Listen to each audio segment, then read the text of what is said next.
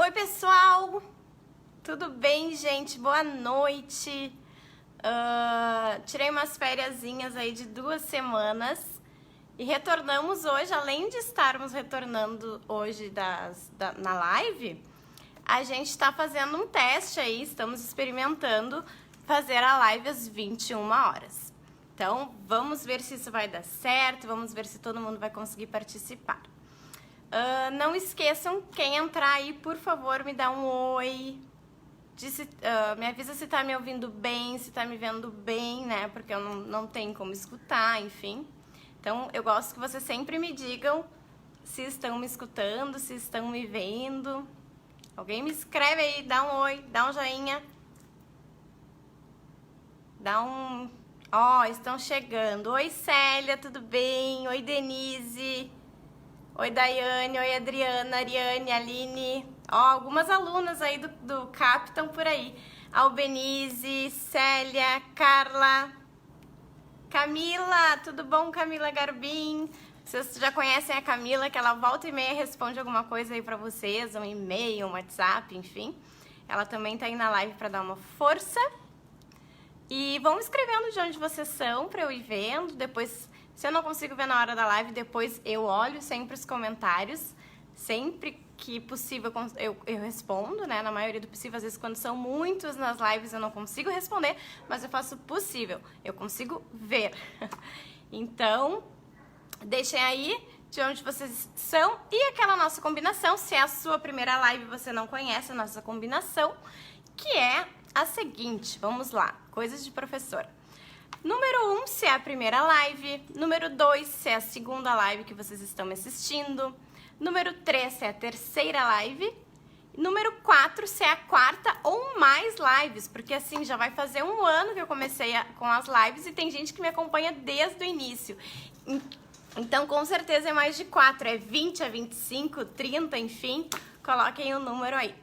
Não esqueçam também de compartilhar, esse é o nosso combinado sempre, compartilhar a live para que outras pessoas possam participar, possam pensar com a gente a educação, a gente sempre troca aqui, né? Então assim, eu sempre digo, se vocês têm outras ideias de atividades, vão escrevendo nos comentários, sempre a gente consegue se ajudar. Eu vejo que às vezes se eu não consigo responder uma pergunta para vocês, alguém responde durante a live, então isso é muito legal. Eu sempre digo que eu comecei com esse projeto justamente para isso, para compartilhar informações, né?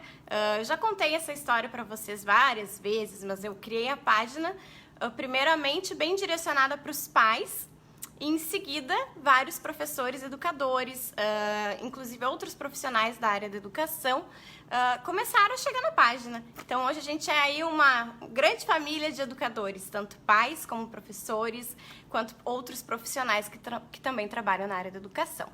Tá bom, gente? Então, essa é a ideia da página. Eu sou Clarissa, acho que eu não me apresentei, se alguém está chegando aí pela primeira vez.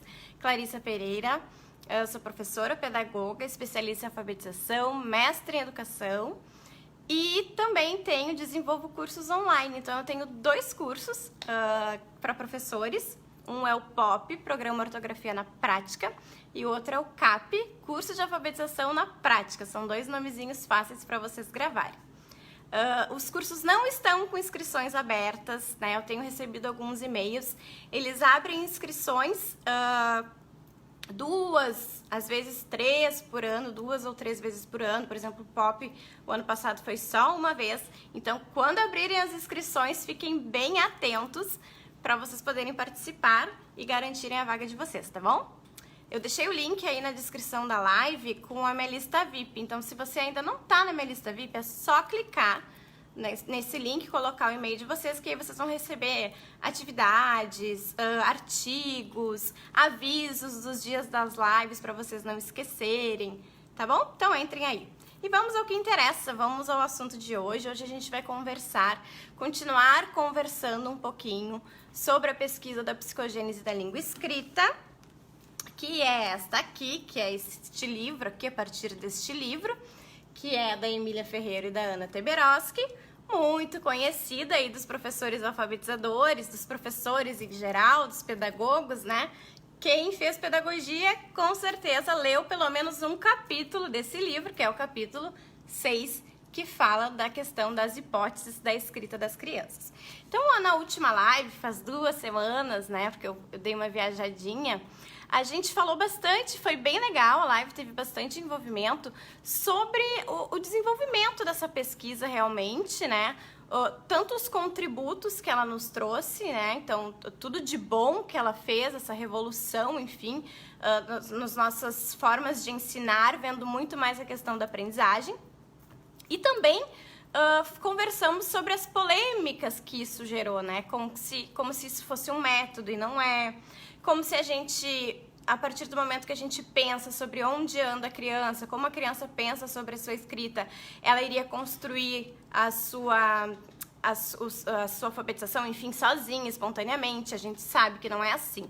Então, essa live vocês têm que assistir. Se vocês não assistiram a primeira live falando sobre a psicogênese da língua escrita, assistam, ela tá lá no meu YouTube, é a última live, tá? Então eu já dei uma introdução lá, eu já falei quais são os níveis, né? Porque a gente fala muito em hipótese, mas na verdade, originalmente é nível 1, nível 2, nível 3, nível 4 e nível 5. E hoje, na live de hoje, eu preparei pra gente conversar sobre os níveis 1 e 2, que a gente conhece como a hipótese pré-silábica, tá? Então, vamos pensar um pouquinho sobre ela, e aí na próxima live a gente fala sobre as outras hipóteses, tá? 3, 4 e 5, que daí já é a 5, já é quando eles já estão alfabéticos. E aí, o que a gente vai fazer? Tá bom, gente? Vou parar agora, antes de começar o conteúdo mesmo. Já dei uma breve introdução aí sobre a psicogênese, para ver quem tá por aí. Vocês estão me dando oi, já somos 107 pessoas, olha que legal! 107 pessoas numa quinta-feira à noite, véspera de Jogo do Brasil, amanhã cedinho. Então, que bom que vocês estão aqui comigo, fico muito feliz. Tem uma galera aí, vamos ver, Eve, Elisete, Luciana, Belle, Joana, Tassiana, Roberta, Lisandra, adorei seu e-mail, Zenaide, Nádia, Alcione, Priscila. Olha, os nomes que eu não li, beijos pra todos, tá? Tem vários. Oi, Onélia, tudo bem? Que bom te ver por aqui. Sempre fiel. Olha aí, já somos 120. Pelos compartilhamentos de vocês, a gente consegue aí reunir um bom público de educadores para pensar a educação. Então vamos lá? Eu preparei, claro, como sempre, como uma boa professora das lives e como a gente tem que fazer na nossa vida, né, pedagógica, planejei, então, o que a gente ia conversar hoje. Então, eu anotei algumas coisas breves. A ideia, gente, não tem como, em uma live que a gente faz de 30 minutos, a gente detalhar todos os aspectos que acontecem nas hipóteses, né? Mas a gente vai dar uma pincelada e ir para a parte prática, tá bom? Que eu pensei atividades específicas, assim, pra gente conversar para esses níveis, a partir deste livro aqui, que vocês já conhecem, Qual é a Cor do Amor. Eu fiz toda uma live sobre esse livro com muitas dicas legais de atividades, com uma atividade que eu enviei para vocês. Então, vou pedir pro pessoal da minha equipe, aí o Juliano, a Clarissa, o Juliano ou a Camila, colocarem o link para vocês baixarem essa atividade, tá? Quem ainda não recebeu. Quem tá na lista VIP já recebeu. São outras dicas mais gerais, assim, né, para trabalhar com diferentes turmas, não só turmas de alfabetização, a partir do livro Qual é a Cor do Amor, e lá o texto também está digitado, o texto do livro. Então, a partir desse livro, eu pensei em algumas coisas, jogos que a gente pode promover para as diferentes hipóteses. Começando, antes, gente, deixando muito claro uma coisa que eu não posso deixar de falar, que é muito significativa. Por mais que a gente pense, tá, em atividades mais específicas para cada grupo aí que a gente tem na nossa sala de aula, grupos diferentes, que não só em relação às hipóteses de escrita, a gente fala muito em relação às hipóteses de escrita, mas questão de ritmo é diferenciado. A gente sabe que cada criança tem as suas habilidades, né? Tem as suas formas de pensar, enfim, a gente sabe das múltiplas inteligências. Então, a gente convive com tudo isso dentro de uma sala de aula, né? Que a gente tem que planejar para todos, pensando em cada um, né? Acho que é isso, planejar para todos, pensando em cada um.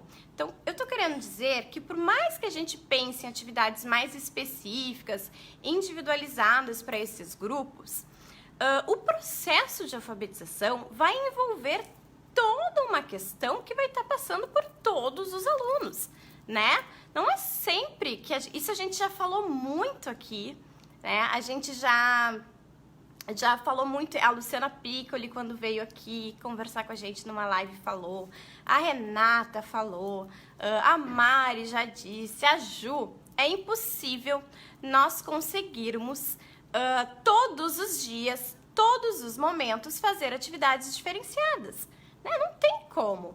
O que a gente consegue durante as nossas produções, por exemplo, uma produção textual coletiva, a gente fazer diferentes perguntas, diferentes intervenções, dividir a turma às vezes por grupos, ora na mesma hipótese, ora em hipóteses diferentes para que eles possam trocar. Então, isso que eu quero dizer. Por mais que a gente vá separar atividades, não é que essas atividades não vão servir para crianças que estão em outras hipóteses. Tudo isso vai acontecendo junto, né, no nosso planejamento, tá? Boa noite, chegou mais gente aí, já são 144. Será que a gente chega a 150 hoje, gente? Olha, cada live a gente tá aumentando mais o público. Eu já disse pra vocês que a minha primeira live tinha 15 pessoas, agora a gente já tá com 145, que legal. Então vamos lá, gente, só relembrando quais são os níveis 1 e 2. Aí já tem uma coisa pra gente aprender ou pra gente relembrar, que a hipótese, a gente chama de hipótese pré-silábica, né? Se conheceu como hipóteses pré-silábicas, mas a hipótese pré-silábica se divide em 2 níveis. Então tem um nível muito mais inicial, que é o nível 1, e tem o nível 2. Então o que acontece lá no nível 1? Geralmente as crianças, claro, cada escola, enfim, as turmas de vocês têm as suas realidades, né? Mas geralmente a gente vai encontrar essas crianças com essas hipóteses bem iniciais de nível 1 mesmo na educação infantil, tá? Pela minha experiência é o que eu vejo, né? O nível 1 mesmo, que é o quê?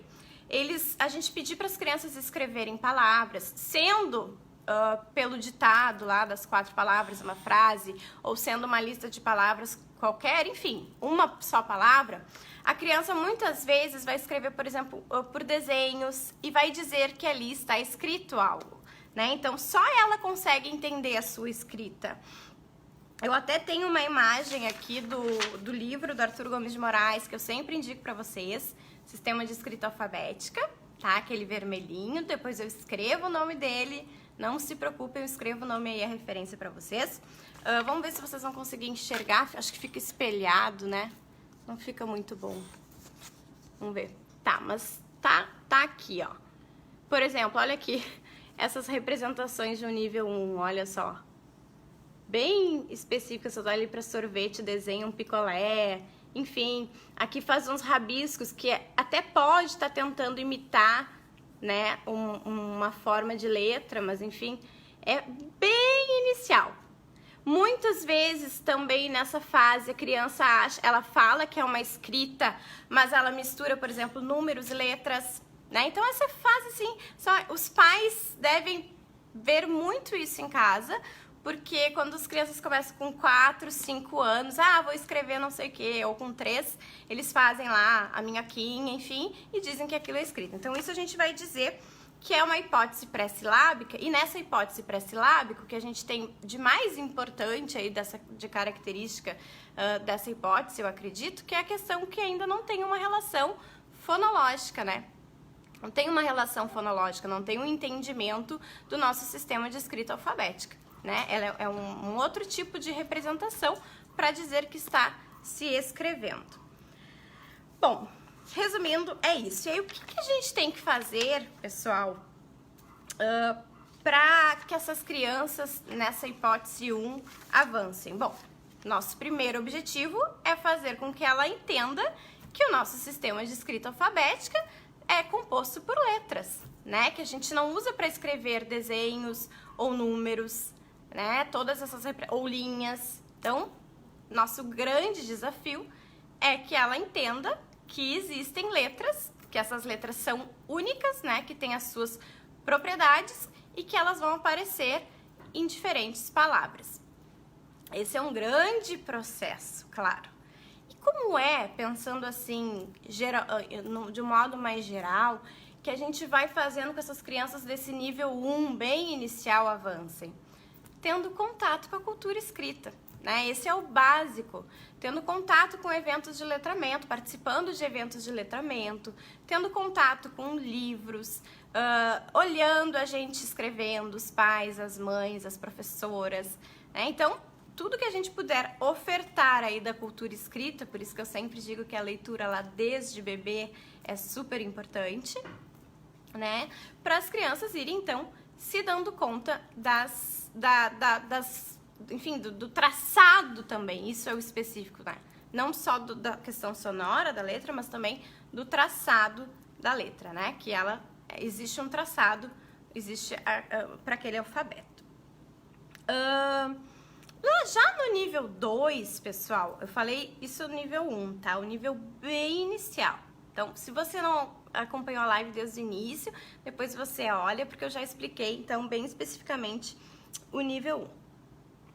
No nível 2, a gente já tem um pequeno avanço, porque, por exemplo, uma das características do nível 2, as crianças já reconhecem o seu nome. Geralmente, o nome é a palavra mais estável para as crianças, né? O que é uma palavra se tornar estável? A criança constrói tanto uma análise linguística do seu nome, repete o seu nome muitas vezes, escreve, ler, consegue fazer uma leitura global.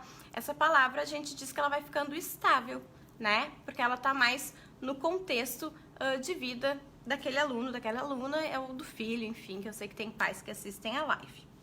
Então, a gente vê nessa hipótese também, eles sem critério, sem muitos critérios, já considerando sim o critério de quantidade de letras, né? Então, assim, para escrever uma palavra, eu não posso usar só uma letra, isso a gente já começa a ver no nível 2. Mas a gente vê muito, eles assim, tem uma lista de palavras que eles vão escrevendo, eles simplesmente usam as letras do seu nome. Então, eles mudam, se por exemplo, se a Carol...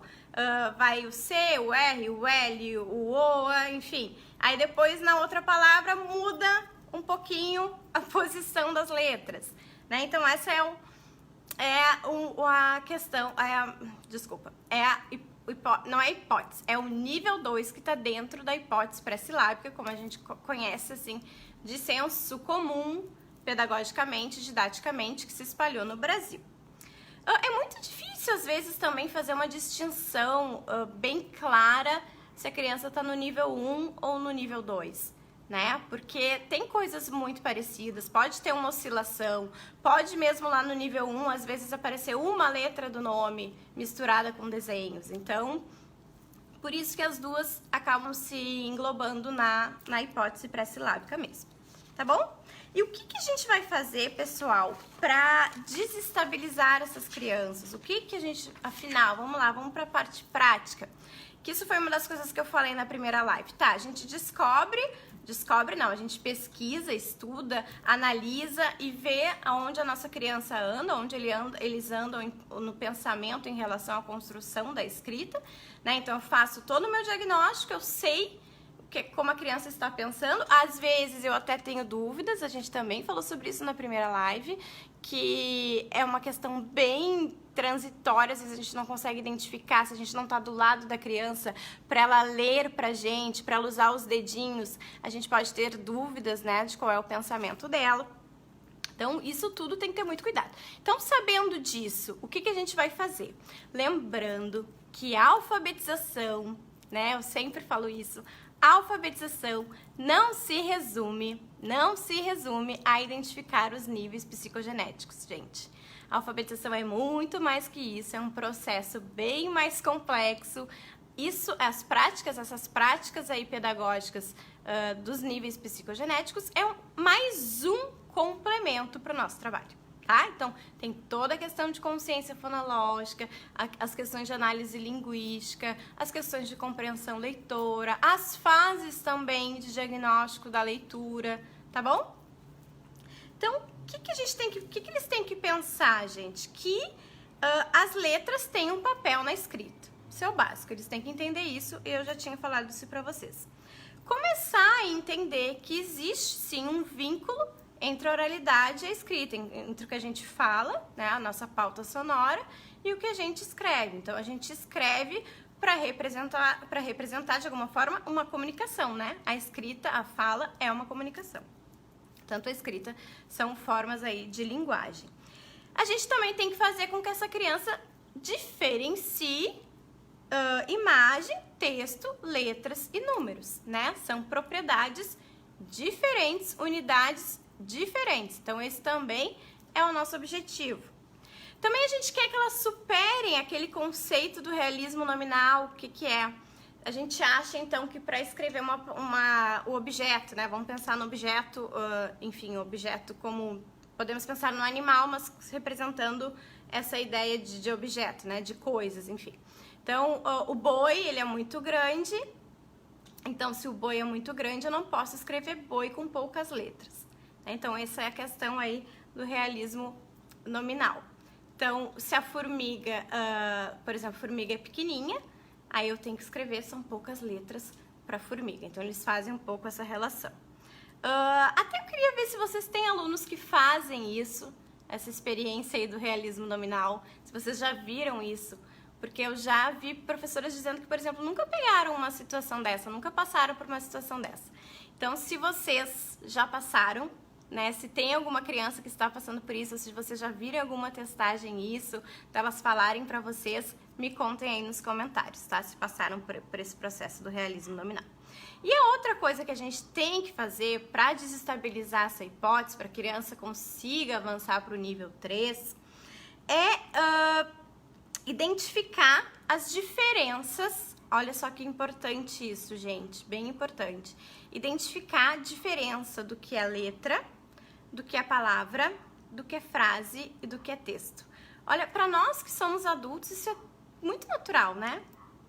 Se tornou natural, mas a gente precisou de um ensino, não é espontâneo, se tornou, a gente se acostumou com isso. Então, a gente sabe muito bem o que é a letra, o que é a palavra, né, o que é a frase, o que é o texto. Essas crianças que estão no início de processo de alfabetização também têm que estar expostas a isso. E como é que a gente vai ajudá-las a isso? Trabalhando com textos, frases, palavras e letras, né? Então, tudo isso tem que estar presente. Eu vou trabalhar texto no primeiro ano? Vou trabalhar muitos textos no primeiro ano, mas eu vou trabalhar textos no primeiro ano com sentido, né? Eu gosto de repetir muito isso. Eu não vou trabalhar Ivo viu a uva, lá como eu fui alfabetizada, né? Só se tiver um sentido, se realmente tem um Ivo que viu a uva.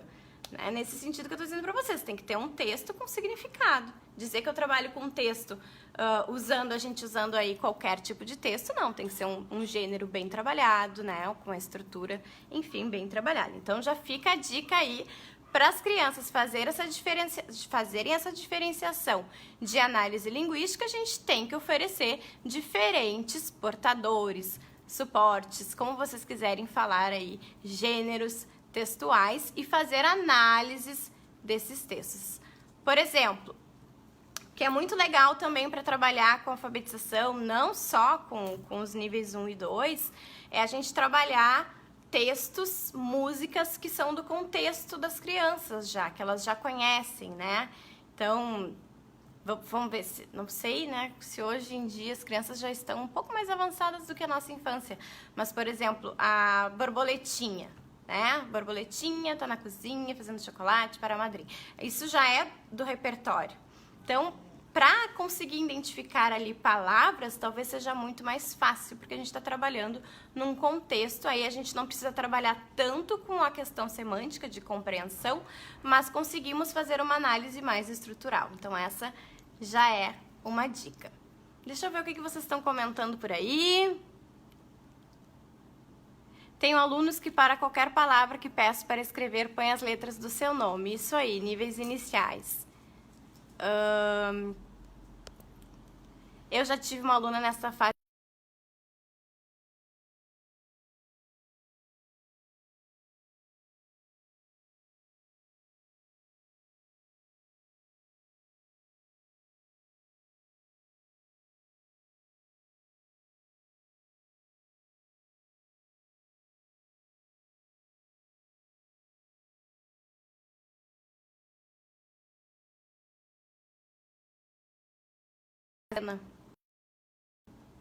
Ué, o que será que tá acontecendo com a minha internet?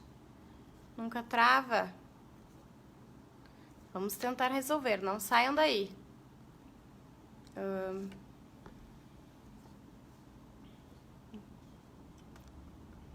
Peraí.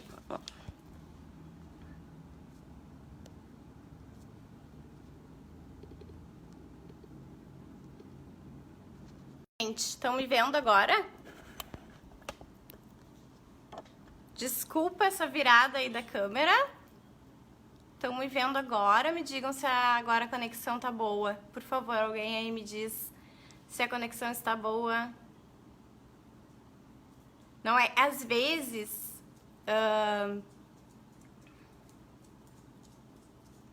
Às vezes, gente, é a internet de vocês, quando é pontualmente uma que escreve. Mas hoje eu vi que muitas pessoas estavam falando que estava travando. E agora, tá bom?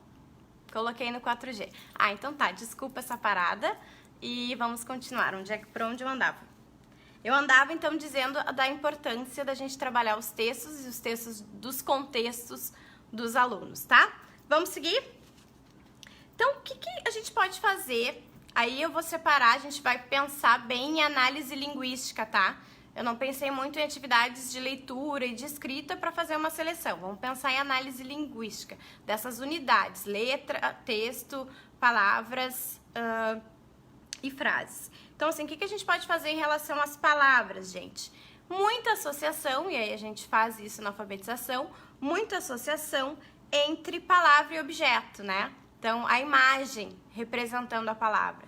Isso é clichê, mas é super importante. Então, se a gente está trabalhando os animais, a gente pode fazer um banco de palavras. Eu sempre falo do banco de palavras, mas é porque ele realmente é importante. Se você ainda não me ouviu falando sobre o banco de palavras nada mais é do que a gente colocar um cartaz, um mural, enfim, com palavras, algumas palavras que a gente está trabalhando na semana, ou mais do que uma semana, até um mês, para que as crianças tenham acesso visual dessas palavras e possam ir fazendo uma leitura global delas. Então, essa já é uma dica. Trabalhar com banco de palavras, que também pode ser individual.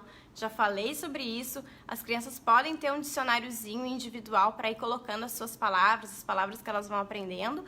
E de início, para essas crianças que estão mais no início, a gente coloca associada à imagem. Porque se a gente der um monte de palavra para as crianças, elas não vão realmente entender o que está escrito ali e talvez não faça sentido. Então, associar com imagem é super importante. Tá? Também memorização global das palavras, que eu já falei, então isso vai ocasionar uma memorização global, porque ela já vai identificando, bom, várias vezes lá a abelha, né, tá com A, tá com B, tá com E, tem uma palavra ali do lado, então ela já pode ir tendo essa consciência. Além de a gente fazer a análise linguística, por exemplo, esmiuçar uma palavra, então, letra inicial, letra do meio, as letras que são iguais ao nosso nome, uma lista de palavras que comecem com a mesma letra, né? Tudo isso que com certeza vocês já devem fazer. Explorar a ordem das letras, explorar o número de letras que tem numa palavra, tudo isso a gente consegue estar desenvolvendo, então, estratégias de intervenção em relação à análise das palavras. Então, essa é uma dica. Aí, como eu disse pra vocês que eu ia... Lá no início eu disse que eu pensei em algumas atividades a partir do livro Qual é a Cor do Amor? Eu amo esse livro, tem uma live sobre ele, já falei. Eu desenhei não, né? Fiz no computador, por exemplo, como seria o banco de palavras a partir desse livro. Então a gente escaneia lá, digitaliza, você já tem essas imagens nas atividades de vocês, né? E então, por exemplo, olha só. Vejam se vocês enxergam aí. Tá o animal e o nome associado, tá? Faz essas fichinhas, coloca lá no banco de palavras, que pode estar lá no quadro, pode estar na classe da criança, enfim. Então, esses são os animais a partir do livro Qual é a Cor do Amor? Então, essa já é uma dica de atividade. Depois, o que a gente faz? Explorou, né? Tirou lá o animal, aí depois olha qual é a palavra, né? Dá pra gente fazer toda uma fantasia depois que a gente lê o livro, explora tudo isso. O que a gente pode fazer, gente? As palavras já estão em um local que eles vão conseguir enxergar. que eles vão conseguir fazer associação entre a palavra e a imagem, né? Então, a gente pode entregar, fazer um jogo da memória, por exemplo, com a palavra, então, tigre de um lado e o desenho. Básico, memória, né? Não tem muito o que pensar.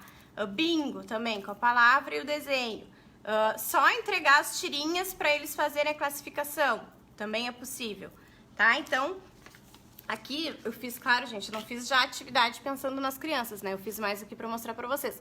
Então, em outro momento, a palavra ela não tá mais totalmente associada. Então, a gente vai recortar as palavrinhas e aí a gente vai recortar as imagens e eles vão ter que fazer a associação, então, entre a imagem e a palavra. Aqui a gente está trabalhando com ciência de palavra, mas também estamos trabalhando com ciência de letra, né, de análise linguística, porque a gente pode ir explorando cada uma das letras iniciais, por exemplo, tá? Alguém me fez uma pergunta, primeiro foi Flávio, talvez, consegui ver aqui. Flávio, primeiro ele perguntou como alfabetiza.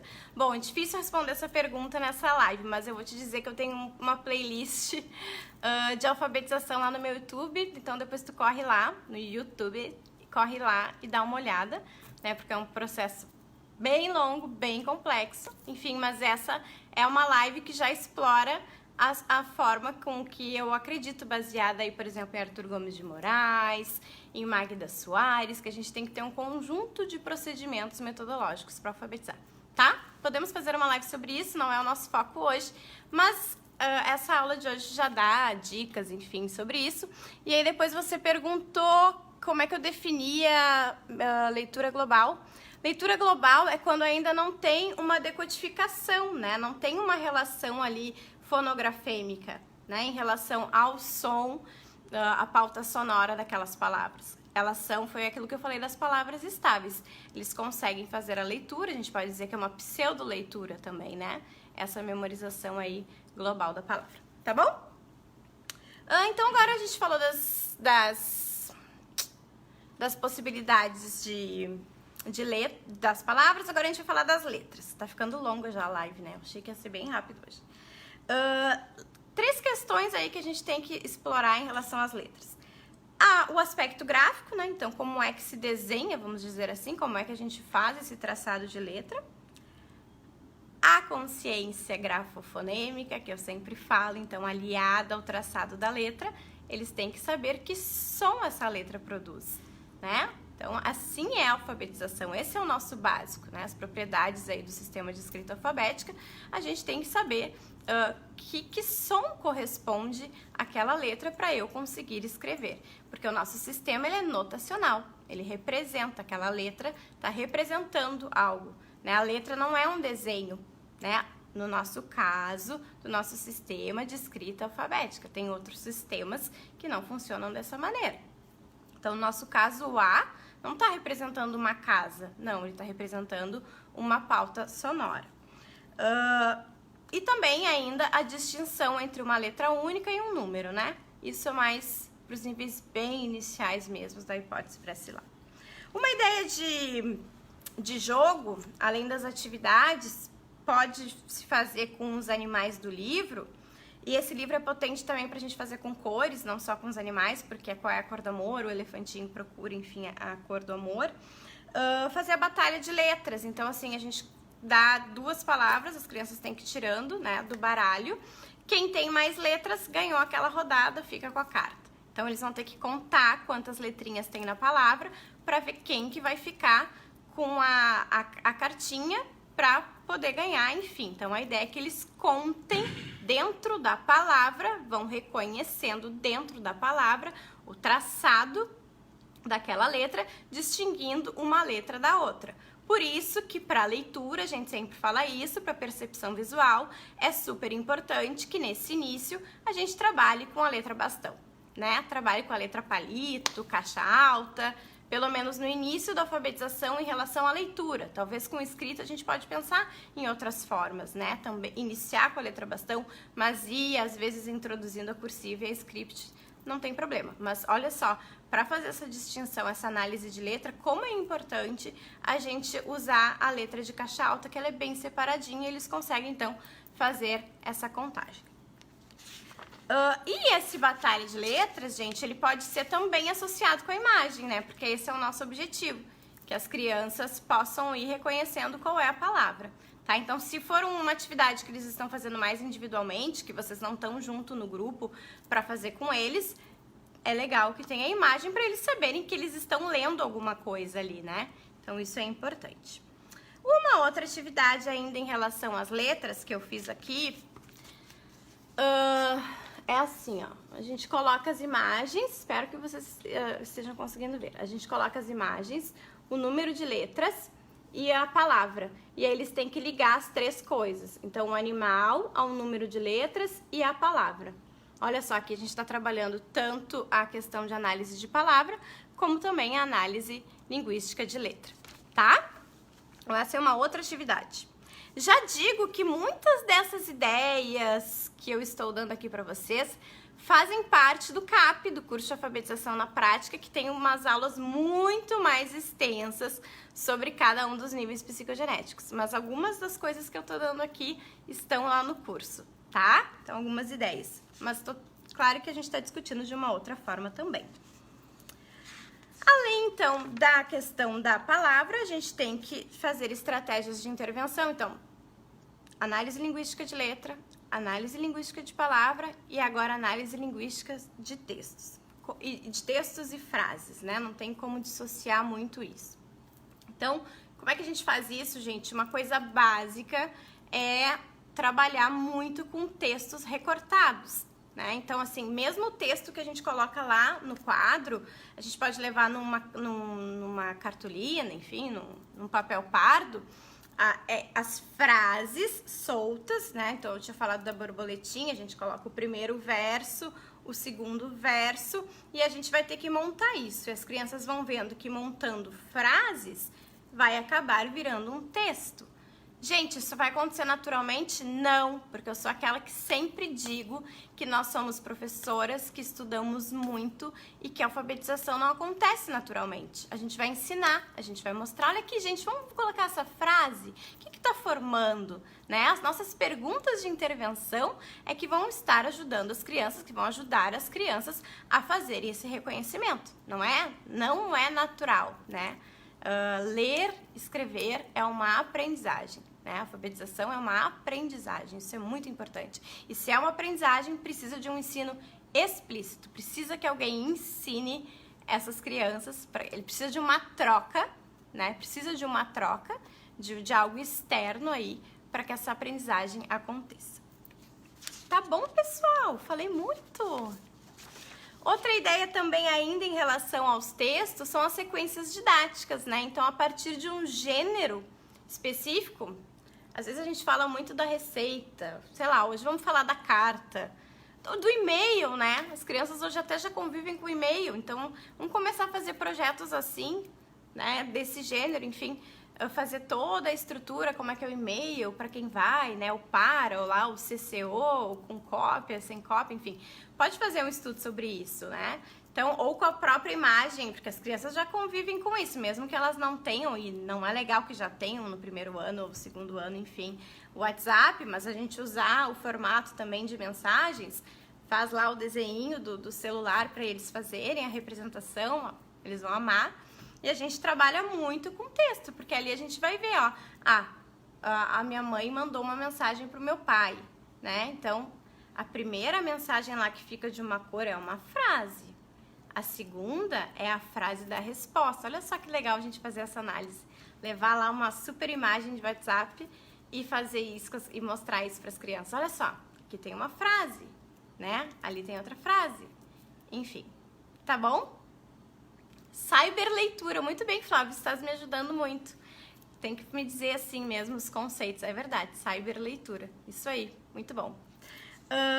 Não esquecendo, claro, também dos nossos clássicos, todos outros. Contos de fadas nunca vão sair de moda da nossa sala de aula. São importantes, sim, até para a gente discuti-los, né, culturalmente, socialmente. É assim, é sempre a princesa que vai ser salva. E já vem umas questões aí de gênero, de cultura, que a gente também tem que aproveitar esses momentos para discutir. Ok, gostaram? Então hoje a gente falou dos níveis 1 e 2. Resumindo, vamos ver se vocês aprenderam. Níveis 1 e 2 são em relação à hipótese pré-silábica. Nível 3, hipótese silábica. Nível 4, hipótese silábica alfabética. Nível 5, hipótese alfabética. Na próxima live a gente vai falar, creio que vai dar pra gente falar sobre o 3, 4 e 5. Acho que vai dar tempo. Senão a gente fala sobre o 3 e o 4. E na última, acho que vamos fazer assim. Semana que vem a gente fala sobre as hipóteses, os níveis 3 e 4. Conversa assim que nem a gente conversou hoje. Na outra a gente conversa sobre a hipótese 5, que é alfabética, mas também sobre os alfabetizados. Vamos conversar um pouquinho sobre essa relação do que é estar alfabético, do que é estar alfabetizado, porque teve toda essa discussão agora com a base, e aí a gente fala se é no primeiro, se é no segundo, se é no terceiro ano. Então vamos fazer essa live, acho que vai ser bem legal a gente conversar sobre isso, bem importante, tá? Então combinamos assim, próxima live a gente conversa sobre os níveis 3 e 4, e na última a gente fala sobre o nível 5, explorando toda essa questão aí do tempo para alfabetização.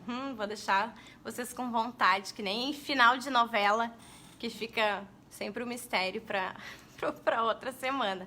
Porque eu acho que esse assunto vai ser bem bom, polêmico, mas bem bom da gente discutir. A gente está aqui para isso, né? Para pensar o que é polêmico, o que não é polêmico.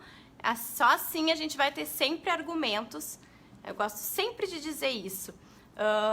Eu sempre falo, né, que eu comecei a minha maior dificuldade, vocês vão se identificar com isso, na minha história de vida como professora, quando chega na prática, pensar em tudo que a gente aprendeu teoricamente. Né? Então, por isso que os nomes dos meus cursos é Curso de Alfabetização na Prática, Programa Ortografia na Prática, né? Porque a gente fala sim do fundamento, a gente tem que ter o fundamento, mas aliado ao fundamento, afinal, agora, o que eu faço? Né? O que eu faço? A gente aprende tanto que a gente não deve fazer, mas o que a gente pode fazer? E é isso que a gente tenta aqui no canal, na página, no Instagram, conversar. Tá bom, gente? Espero que vocês tenham gostado. Vou pedir para vocês deixarem um feedback aí também nos comentários. Como é que ficou esse horário? Às 9. Se ficou muito tarde? Se ficou bom? Se preferiram? Deixa um feedback aí pra gente ter uma ideia. Semana que vem a gente continua com as 9 horas, pra gente ter esse feedback. Pelo menos um mês a gente vai ter que fazer a experiência. A gente manteve aí, pelo que eu vi, o mesmo número de pessoas que participavam às 8 horas. Ficou mais ou menos relacionado. Mas isso a minha super equipe de Camila Garbim e Juliano Pereira vai fazer toda uma análise. Eu vou pensar aqui nos níveis e eles vão pensar nessas outras questões. Tá bom, gente? Um grande beijo. Quem chegou aí no fim tá dizendo que chegou no fim. A live fica gravada, a live vai pro YouTube também e vocês podem revê-la quantas vezes vocês quiserem. Grande beijo, boa noite.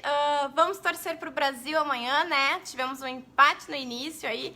Amanhã, se Deus quiser, a gente vai ganhar. Vamos torcer. Tchau, a gente se vê semana que vem.